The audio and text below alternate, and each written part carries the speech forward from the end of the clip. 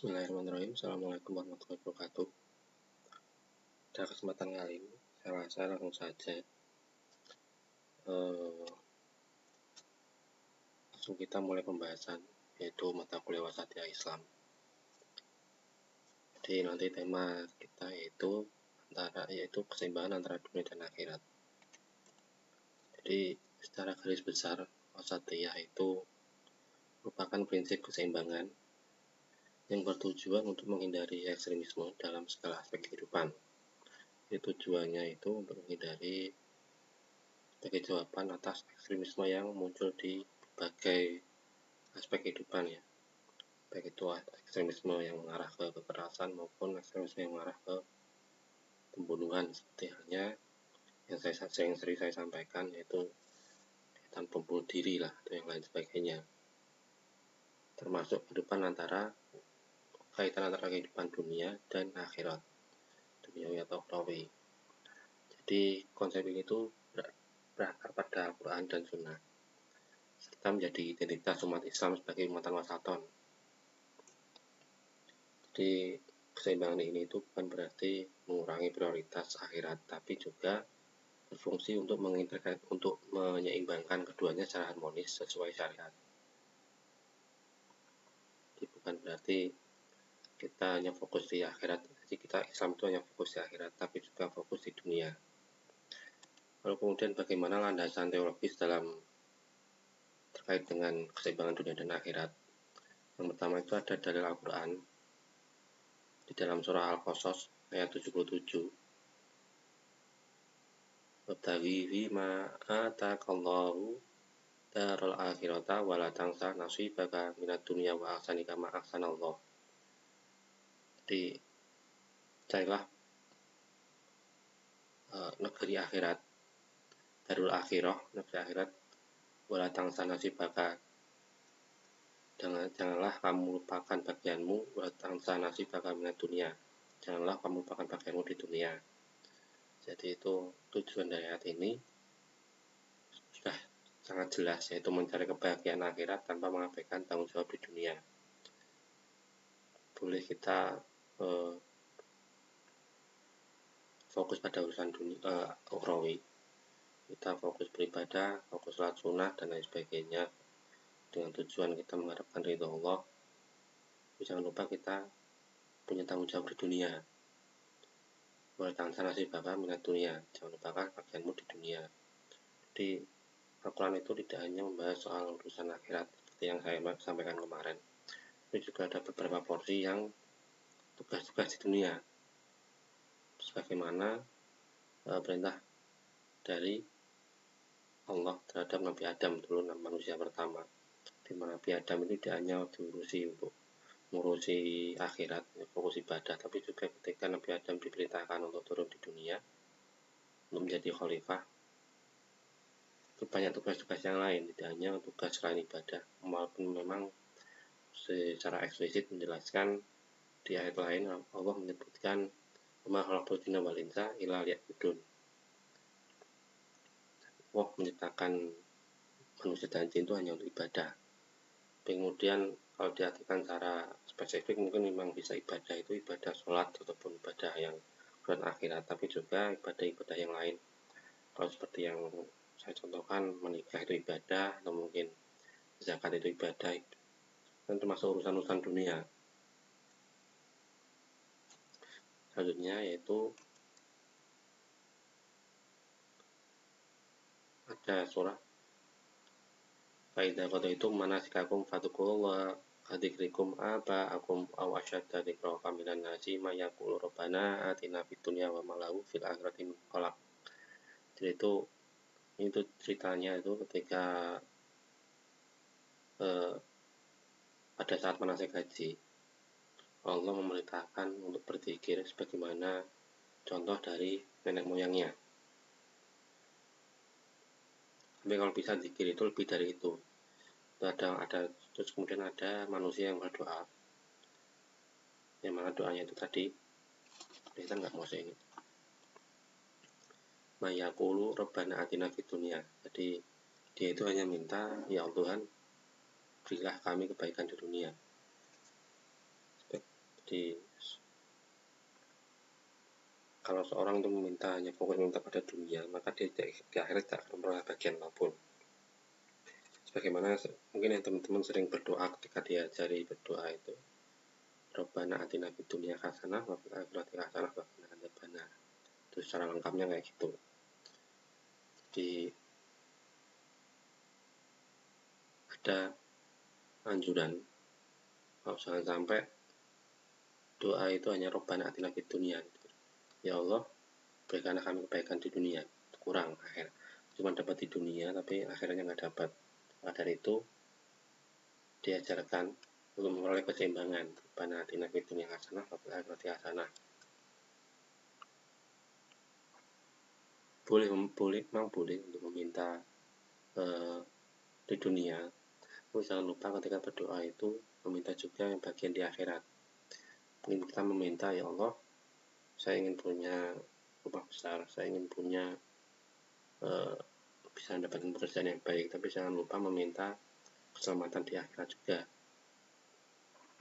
Kadang manusia ketika serba kekurangan itu meminta yang katakan orang miskin, orang nggak punya duit sampai kepepet, ya fokus pada Allah untuk meminta rezeki, meminta macam-macam, tapi dia lupa meminta urusan akhirat.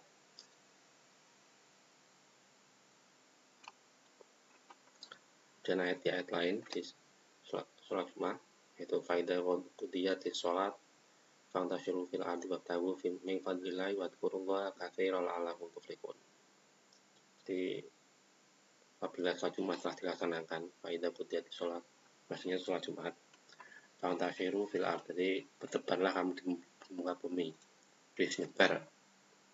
Jangan urusan sholat sudah selesai, nah kemudian urusilah dunia kalian.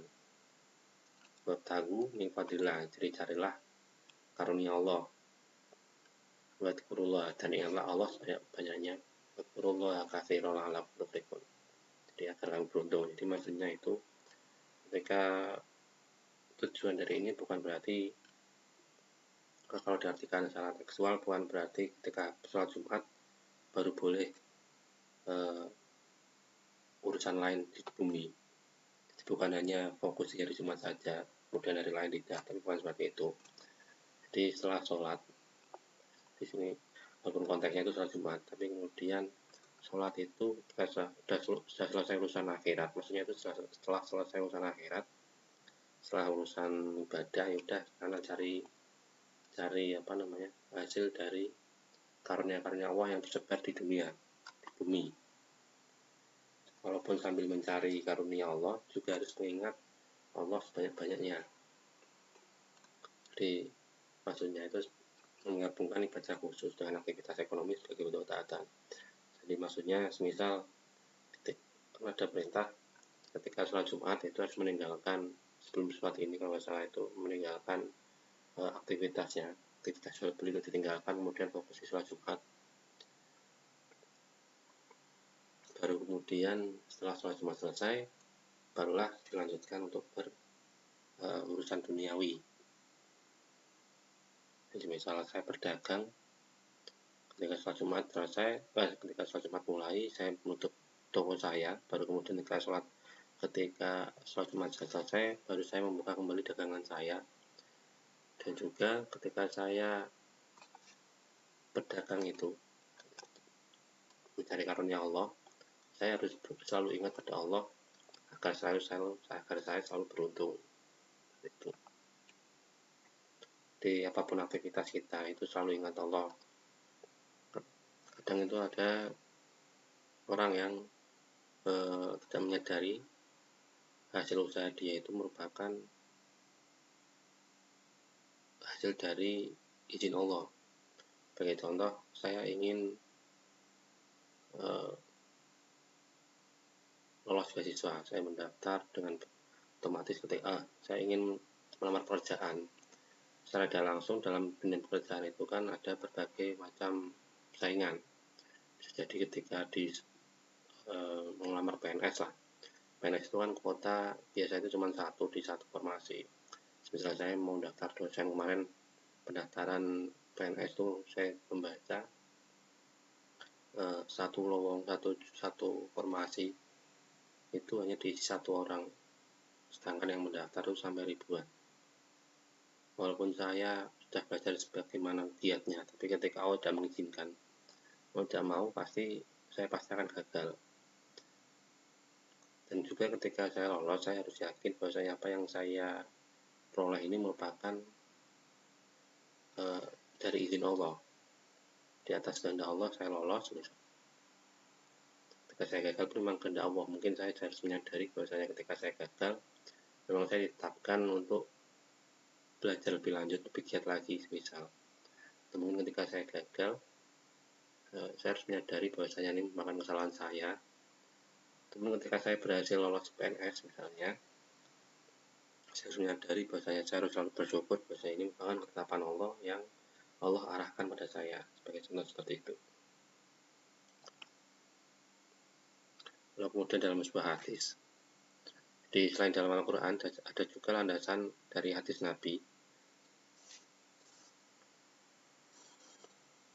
Jadi walaupun ada riwayat dari Ibnu Umar radhiyallahu anhu, yaitu mali dunyaka ka'annaka ta'ishu abadan wa mal akhiratika ka'annaka tamutu abadan.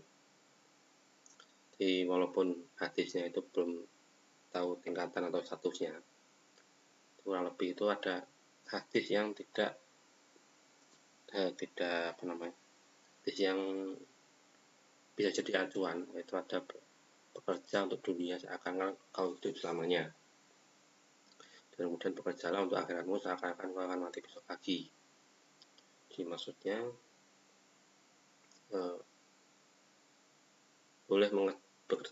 boleh mengejar dunia sampai gila, sampai lemburan, sampai pagi, sampai nggak tahu waktu tidur ataupun dan sebagainya.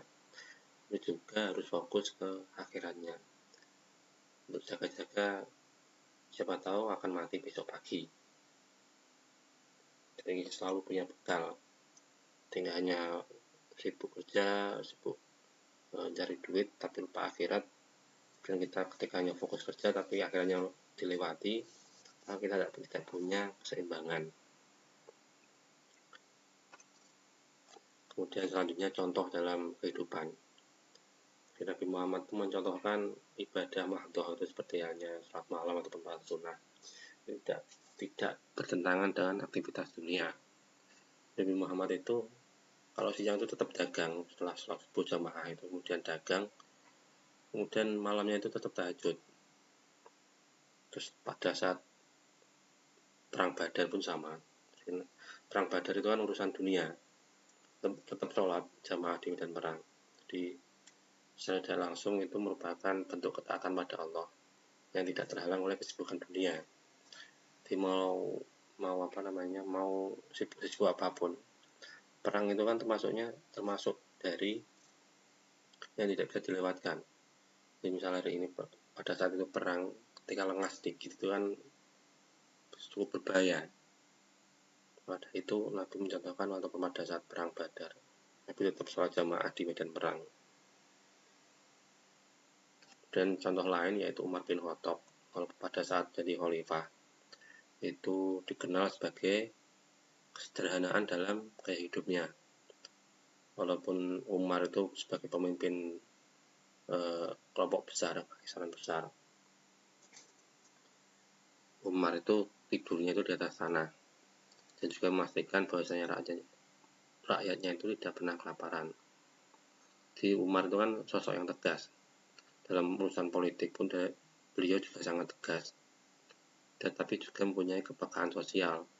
Contohnya ketika membagi gandum dari Mesir, itu dibagi dengan rata pada rakyat sambil pesan Umar itu takut dihisap karena sebutir gandum yang tidak sampai pada yang berhak. Sangat kontras sekali dengan mungkin contoh pemimpin saat ini. Kadang itu juga kemarin ada kasus minyak itu tulisannya 1 liter tapi ternyata 800 mili. Dan beras saya sempat baca itu ada yang tulisannya 2,5 kilo tapi kemudian jadi ditimbang itu 2 kilo. Ya kurang lebih saat ini ya kayak gitu. Perlu adanya kesadaran dari para pemimpin kita, mencontohkan bagaimana perilaku para sahabat ataupun para nabi. Kemudian bagaimana tantangan dalam mewujudkan keseimbangan dunia dan akhirat. Jadi yang pertama itu ada namanya materialisme, itu obsesi pada kesenangan duniawi. Saya juga pribadi menyukai kesenangan duniawi, mungkin senang jalan-jalan, kadang sampai lupa waktu, sholatnya sampai di akhir waktu dan lain sebagainya. Jadi materialisme itu mengajarkan bahwasanya kebahagiaan itu hanya bisa diraih melalui pemilikan harta, jabatan atau kemewahan. Jadi jangan heran kalau ada seorang itu yang fokus pada urusan dunia itu hanya ketika punya harta atau jabatan ataupun kemewahan, dia itu sangat bahagia. Itu merupakan salah satu prinsip dari materialisme. Beda halnya ketika orang yang mewujudkan kesenangannya itu dalam urusan duniawi, urusan Islam. Dia senang itu ketika dia memperoleh kesenangan itu tidak hanya melalui pemilikan harta, tapi ketika dia melakukan ibadah maupun dia melakukan sedekah dan lain sebagainya. Di hati materialisme itu secara prinsip orang itu baru senang ketika dia bisa memperoleh harta maupun jabatan ataupun kemewahan. Di orang itu sebagai contoh, misal orang saya tidak akan merasa puas sebelum saya bisa mempunyai uang 20M misalnya. Ya, selama hidupnya dia hanya fokus ngurusin mencari bagaimana dia bisa memperoleh 20M. Jadi paham ini itu merupakan bagaimana kecenderungan manusia mendorong manusia mengejar dunia secara berlebihan sehingga ibadah dan tanggung jawab sosial itu ditinggalkan. Kemudian contohnya yaitu terlihat dalam budaya konsumerisme, di mana seorang rela berhutang untuk memiliki hidup mewah. Di hedon tapi BPJS, budget pas-pasan jiwa sosialita.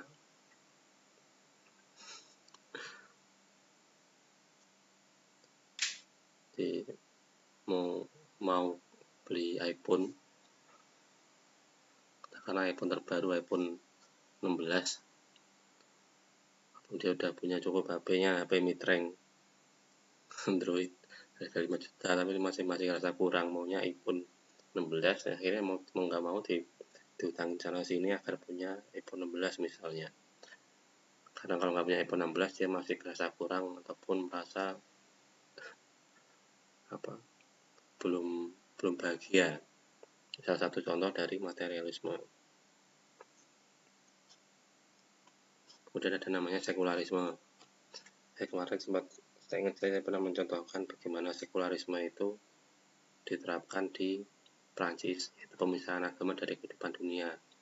Contoh lain yaitu di Turki. Tapi sekularisme Turki tidak separah sekularisme di Prancis. Di sekularisme itu mengajarkan bahwasanya agama itu urusan privat, di urusan publik seperti halnya politik, ekonomi sosial, harus dipisahkan dari nilai-nilai ilahiyah. Di paham ini itu pandangan ini bertentangan dengan prinsip Islam yang mengintegrasikan jadi iman dengan seluruh aspek kehidupan. Islam itu kan tidak hanya ngurusi soal ibadah. Saya juga sering mengungkapkan bagaimana Islam dengan berpedoman pada Al-Quran dan hadis, tidak hanya dari dua sumber itu tidak pernah hanya membahas soal ibadah, jadi tidak melulu soal Tuhan ataupun ibadah, tapi juga aspek-aspek yang lain yang mengatur kehidupan di masyarakat. Di Al-Quran itu lebih banyak membahas soal ilmu sosial dan juga ilmu geologi. Jadi banyak kegiatan-kegiatan alam yang dibahas di Al-Quran, baik itu gempa bumi, kemudian ada namanya hujan dan lain sebagainya. Jadi lebih banyak porsinya terkait dengan ilmu sosial maupun ilmu geologi, daripada ilmu ibadah urusan ibadah.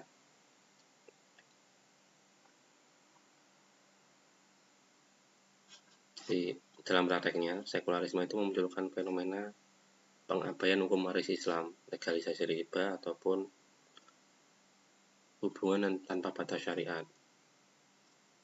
Jadi kalau semisal diterapkan, itu akan mengurangi identitas keislaman dan menjauhkan umat Islam dari tujuan akhirat. Selanjutnya yaitu ada namanya ekstremisme agama. Berbanding terbalik dari materialisme. Ekstremisme agama ini merupakan pengabaian urusan dunia. Jadi malah seolah-olah seperti zuhud,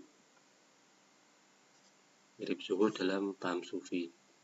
Jadi ekstremisme agama ini muncul dari pengaduan, itu pengabaian terhadap tanggung jawab duniawi dengan tujuan fokus pada akhirat. Di kelompok yang memahami ini menganggap aktivitas duniawi seperti halnya bekerja maupun belajar sains atau membangun yang lain sebagainya merupakan hal yang tidak ada gunanya. Jadi percuma mau belajar atau bekerja, nanti urusannya mati. Jadi ada, kalau dalam bahasa gaulnya itu mampir mengorek ngombe, percuma ngapain.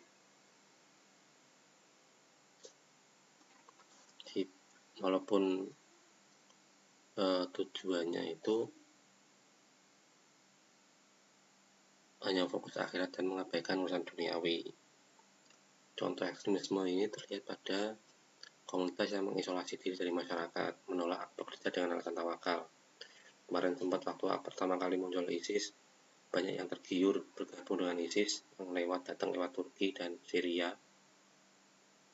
Mereka yang ingin berjihad, mencoba memperjuangkan agama Islam dan lain sebagainya, alasan macam-macam. Dan melarang pendidikan umum, bahwasanya ilmu dunia itu nggak penting. Jadi sempat ada yang berpaham ekstremisme ini, kadang juga ketika sudah berkeluarga, dia merasa keluarga itu hanya beban, maka dia meninggalkan keluarganya dan fokus berjihad. Banyak seperti itu. Sangat bertentangan. Dan ada namanya hedonisme. Tadi saya sempat menyinggung hedonisme. Hedonisme itu mengejar kesenangan tanpa batas. Hedonisme itu tujuannya menjadikan kesenangan indrawi sebagai tujuan hidup. Contohnya itu mendorong manusia untuk menghabiskan waktu untuk hiburan, foya-foya atau eksploitasi hawa nafsu. Sebagai contoh, dari pagi sampai malam dia hanya fokus clubbing, party. Yang penting selama dia senang ya udah. Jadi kesenangan itu lebih ke arah lebih ke arah ke membuang duit ya. Membuang waktu atau membuang duit, berbeda dari materialisme. Materialisme itu dia mengejar ada tujuan, sedangkan hedonisme itu lebih ke arah gaya hidup yang cenderung membuang waktu atau membuang sumber daya. Katakanlah dia punya uang dari orang tuanya, selama dia mau pengennya senang-senang, mau dia party atau mau dia jalan-jalan luar negeri, makan sampai tanpa makan sushi berplate, makan sushi atau mungkin makan hijau berplate-plate, yang penting seneng dan sebagainya. Nah ini jadi melalui gaya hidup party atau overconsumption.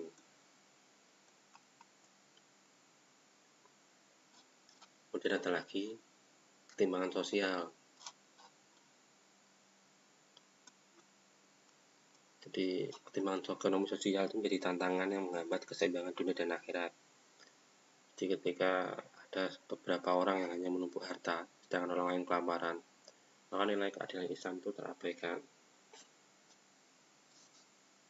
Punya mobil mewah, punya jet pribadi, tapi tangganya kelaparan, lingkungan sekitarnya kelaparan. Jika diakibatkan ketika distribusi zakat itu kurang maksimal,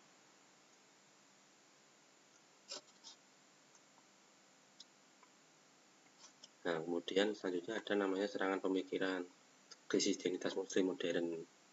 Secara umum, globalisasi itu salah satu pembawa arus pemikiran yang mengaburkan identitas Islam, seperti halnya relativisme. Jadi ada prinsip yang mengajarkan bahwa semua agama itu sama, mau Islam, Kristen, Katolik ataupun Buddha, Hindu, itu sama saja, mau disamaratakan. Tujuannya itu mengajarkan kebaikan, mengajarkan kedamaian dan lain sebagainya.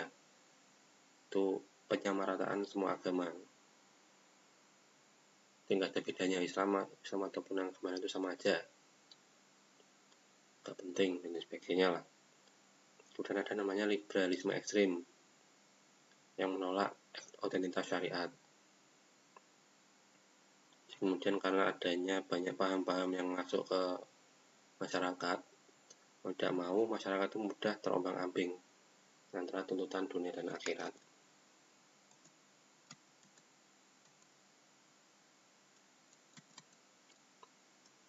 Nah, cukup ya. Terasa cukup terkait dengan pembahasan persimbangan antara dunia dan akhirat.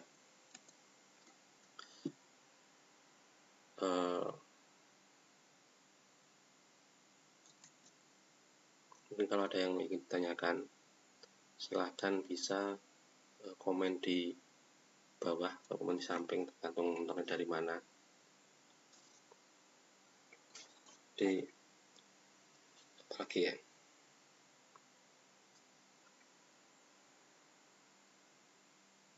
terasa cukup ya. Cukup untuk absensi. Teman-teman bisa meninggalkan komen nama dan NIM. Berarti saya akan memonitor sejauh mana yang hadir itu, apakah datang, absen dan pergi, ataukah nanti dari awal sampai akhir absen. Itu bisa saya cek. Saya cukup ya. Terima kasih atas perhatiannya.